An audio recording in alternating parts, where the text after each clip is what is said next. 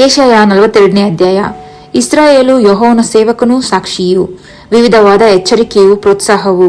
ಯೆಹೋವನ ಸೇವಕನ ಗುಣಲಕ್ಷಣಗಳು, ಕರ್ತವ್ಯವು. ಇಗೋ ನನ್ನ ಸೇವಕನು, ಇವನಿಗೆ ನಾನೇ ಆಧಾರ, ಇವನು ನನಗೆ ಇಷ್ಟನು, ನನ್ನ ಪ್ರಾಣಪ್ರಿಯನು, ಇವನಲ್ಲಿ ನನ್ನ ಆತ್ಮವನ್ನು ಇರಿಸಿದ್ದೇನೆ. ಇವನು ಅನ್ಯಜನಗಳಲ್ಲಿಯೂ ಸದ್ಧರ್ಮವನ್ನು ಪ್ರಚುರಪಡಿಸುವನು. ಇವನು ಕೂಗಾಡುವುದಿಲ್ಲ, ಆರ್ಭಟಿಸುವುದಿಲ್ಲ, ಬೀದಿಗಳಲ್ಲಿ ಇವನ ಧ್ವನಿಯೇ ಕೇಳಿಸುವುದಿಲ್ಲ. ಜಜ್ಜಿದ ದಂಟನ್ನು ಮುರಿದು ಹಾಕದೆ, ಕಳೆಗುಂದಿದ ದೀಪವನ್ನು ನಂದಿಸದೆ, ಸದ್ಧರ್ಮವನ್ನು ಪ್ರಚುರಪಡಿಸಿ ಸಿದ್ಧಿಗೆ ತರುವನು. ಲೋಕದಲ್ಲಿ ಸದ್ಧರ್ಮವನ್ನು ಸ್ಥಾಪಿಸುವ ತನಕ ಇವನು ಕಳೆಗುಂದದೆಯೂ ಜಜ್ಜಿ ಹೋಗದೆಯೂ ತನ್ನ ಕಾರ್ಯದಲ್ಲಿ ನಿರತನಾಗಿರುವನು. ದ್ವೀಪಾಂತರಗಳು ಇವನ ಧರ್ಮ ಪ್ರಮಾಣಕ್ಕೆ ಕಾದಿರುವವು.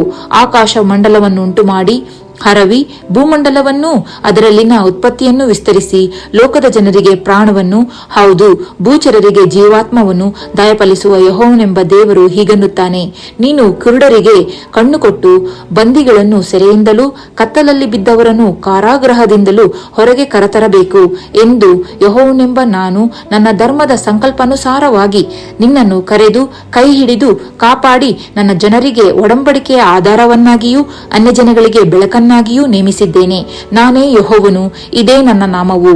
ನನ್ನ ಮಹಿಮೆಯನ್ನು ಮತ್ತೊಬ್ಬನಿಗೆ ಸಲ್ಲಗೊಡಿಸೆನು, ನನ್ನ ಸ್ತೋತ್ರವನ್ನು ವಿಗ್ರಹಗಳ ಪಾಲು ಮಾಡೆನು. ಇಗೋ, ಮೊದಲನೆಯ ಸಂಗತಿಗಳು ನೆರವೇರಿವೆ, ಹೊಸ ಸಂಗತಿಗಳನ್ನು ಪ್ರಕಟಿಸುತ್ತೇನೆ. ಅವು ತಲೆದೋರುವುದಕ್ಕೆ ಮುಂಚೆ ಅವುಗಳನ್ನು ನಿಮಗೆ ತಿಳಿಸುತ್ತೇನೆ. ಯೆಹೋವನ ರಕ್ಷಣಾ ಸಂಕಲ್ಪ. ಸಮುದ್ರ ಪ್ರಯಾಣಿಕರೇ, ಸಕಲ ಜಲಚರಗಳೇ, ದ್ವೀಪಾಂತರ ವಾಸಿಗಳೇ, ಯೆಹೋವನ ಘನತೆಗಾಗಿ ನೂತನ ಗೀತವನ್ನು ಹಾಡಿ ದಿಗಂತಗಳಲ್ಲಿಯೂ ಆತನನ್ನು ಕೀರ್ತಿಸಿರಿ. ಅರಣ್ಯವೂ ಅಲ್ಲಿನ ಊರುಗಳು, ಕೇದಾರಿನವರ ಗ್ರಾಮಗಳು ಆರ್ಭಟಿಸಲಿ. ಸೆಲ ಪಟ್ಟಣದವರು ಹರ್ಷಧ್ವನಿಗೈದು ಪರ್ವತಾಗ್ರಗಳಲ್ಲಿ ಕೇಕೆ ಹಾಕಲಿ. ಯೆಹೋವನನ್ನು ಘನಪಡಿಸಿ ದ್ವೀಪಾಂತರಗಳಲ್ಲಿ ಆತನ ಸ್ತೋತ್ರವನ್ನು ಹಬ್ಬಿಸಲಿ. ಯೆಹೋವನು ಶೂರನಂತೆ ಹೊರಟು ಯುದ್ಧವೀರನ ಹಾಗೆ ತನ್ನ ರೌದ್ರವನ್ನು ಎಬ್ಬಿಸುವನು. ಆರ್ಭಟಿಸಿ ಗರ್ಜಿಸಿ ಶತ್ರುಗಳ ಮೇಲೆ ಬಿದ್ದು ತನ್ನ ಪರಾಕ್ರಮವನ್ನು ತೋರ್ಪಡಿಸುವನು. ನಾನು ಬಹುಕಾಲದಿಂದ ಸುಮ್ಮನೆ ಮೌನವಾಗಿ ನನ್ನನ್ನು ಬಿಗಿ ಹಿಡಿದಿದ್ದೆನು. ಈಗ ಹೆರುವವಳಂತೆ ಮೂಲುಗುತ್ತಾ ಹಸುರುಸಿರಿನೊಡನೆ ಎದುವೆನು. ಬೆಟ್ಟಗುಡ್ಡಗಳನ್ನು ನಾಶಪಡಿಸಿ ಅಲ್ಲಿಯ ಮೇವನ್ನೆಲ್ಲ ತಾರಿಸಿ ನದಿಗಳನ್ನು ಒಣದಿಣ್ಣೆಯ ಮಾಡಿ ಕೆರೆಗಳನ್ನು ಬತ್ತಿಸುವೆನು ಮತ್ತು ಕುರುಡರನ್ನು ನೆಪ್ಪಿಲ್ಲದ ಮಾರ್ಗದಲ್ಲಿ ಬರಮಾಡುವೆನು. ಅವರಿಗೆ ಗೊತ್ತಿಲ್ಲದ ದಾರಿಗಳಲ್ಲಿ ಅವರನ್ನು ನಡೆಯಿಸುವೆನು. ಅವರೆದುರಿನ ಕತ್ತಲನ್ನು ಬೆಳಕು ಮಾಡಿ ಡೊಂಕನ್ನು ಸರಿಪಡಿಸುವೆನು. ಈ ಕಾರ್ಯಗಳನ್ನು ಬಿಡದೆ ಮಾಡುವೆನು. ಕೆತ್ತಿದ ವಿಗ್ರಹಗಳಲ್ಲಿ ಭರವಸವಿಟ್ಟು ನೀವೇ ನಮ್ಮ ದೇವರುಗಳು ಎಂದು ಎರಕದ ಬೊಂಬೆಗಳಿಗೆ ಅರಿಕೆ ಮಾಡುವವರು ಹಿಂದೆ ಬಿದ್ದು ಕೇವಲ ಅವಮಾನಕ್ಕೆ ಈಡಾಗುವರು.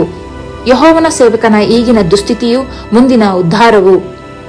ಕಿವುಡರೇ ಕೇಳಿರಿ, ಕುರುಡರೇ ನಿಮ್ಮ ಕಣ್ಣಿಟ್ಟು ನೋಡಿರಿ. ನನ್ನ ಸೇವಕನ ಹೊರತು ಯಾರು ಕುರುಡರು? ನಾನು ಕಳುಹಿಸುವ ದೂತನಂತೆ ಯಾರು ಕಿವಿಡರು? ನನ್ನ ಭಕ್ತನ ಹಾಗೆ ಯಾರು ಕುರುಡರು? ಯೆಹೋವನ ಸೇವಕನ ಪ್ರಕಾರ ಅಂಧಕರು ಯಾರು?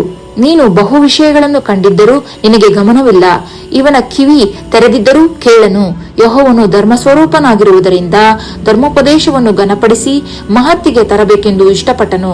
ಈ ಜನರೇ ಕೊಳ್ಳೆಗೆ ಈಡಾಗಿ ಸುರೇ ಹೋಗಿದ್ದಾರೆ. ಎಲ್ಲರೂ ಹಳ್ಳ ಕೊಳ್ಳಗಳಿಗೆ ಸಿಕ್ಕಿ ಬಿದ್ದಿದ್ದಾರೆ. ಸೆರೆಮನೆಗಳಲ್ಲಿ ಮುಚ್ಚಲ್ಪಟ್ಟಿದ್ದಾರೆ. ಅವರು ಸುಲಿಗೆಯಾಗಿದ್ದರೂ ಯಾರೂ ಬಿಡಿಸರು, ಸುರೆಯಾಗಿದ್ದರೂ ಯಾರು ಹಿಂದಕ್ಕೆ ಬಿಡು ಅನ್ನರು. ನಿಮ್ಮಲ್ಲಿ ಯಾರು ಈ ಮಾತಿಗೆ ಕಿವಿಗೊಡುವರು? ಯಾರು ಇನ್ನು ಮುಂದೆ ಆಲಿಸಿ ಕೇಳುವರು? ಯಾಕೋಬನ್ನು ಸುಲಿಗೆಗೂ ಇಸ್ರಾಯೇಲನ್ನು ಕೊಳ್ಳೆಗೂ ಕೊಟ್ಟವನು ಯಾರು?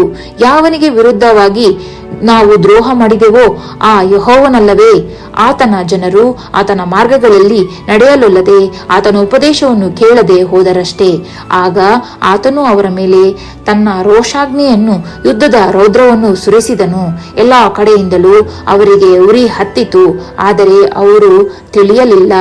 ದಹಿಸಿತು, ಲಕ್ಷ್ಯಕ್ಕೆ ತರಲಿಲ್ಲ.